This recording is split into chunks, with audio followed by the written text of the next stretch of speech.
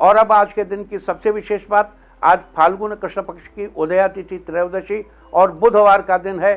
त्रयोदशी तिथि आज दोपहर 11:09 तक रहेगी, उसके बाद चतुर्दशी तिथि लग जाएगी। वैसे तो चतुर्दशी तिथि कल सुबह 8:55 तक रहेगी, लेकिन शिवरात्रि में रात के समय चतुर्दशी तिथि का बड़ा महत्व है, क्योंकि शिवरात्रि का अर्थ ही है शिव की रात्रि, और आज के दिन चतुर्दशी तिथि पूरी रात रहेगी। लिहाजा महाशिवरात्रि का व्रत आज ही किया जाएगा। शास्त्रों में फाल्गुन कृष्ण पक्ष की चतुर्दशी तिथि बहुत ही महत्वपूर्ण स्थान रखती है। आज के दिन महाशिवरात्रि का व्रत किया जाता है। वैसे तो प्रत्येक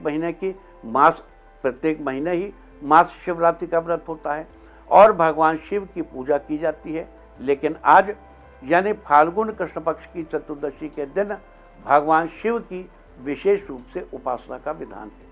आज के दिन भगवान शिव की पूजा से व्यक्ति को विशेष फलों की प्राप्ति होती है।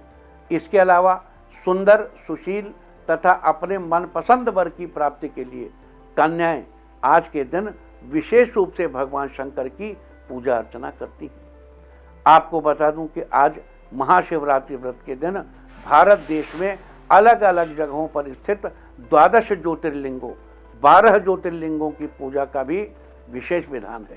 कहते हैं आज महाशिवरात्रि के दिन जो व्यक्ति बेल की पत्तियों से शिव जी की पूजा करता है और रात्रि के समय जागकर भगवान के मंत्रों का जप करता है, उसे भगवान शिव आनंद और मोक्ष प्रदान करते हैं और वह व्यक्ति स्वयं शिव के समान हो जाता है।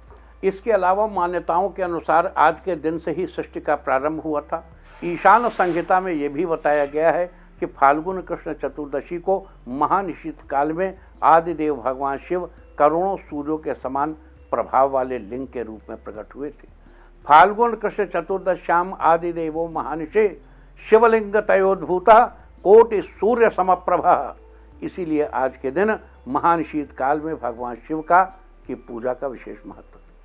इसके अलावा ऐसी भी मान्यता है कि इसी दिन भगवान शिव और माता पार्वती का विवाह हुआ था। इसके अलावा विभिन्न शास्त्रों में महाशिवरात्रि के दिन भगवान शिव की पूजा विधि के बारे में क्या कुछ बताया गया है, आइए इसकी भी चर्चा कर लेते हैं।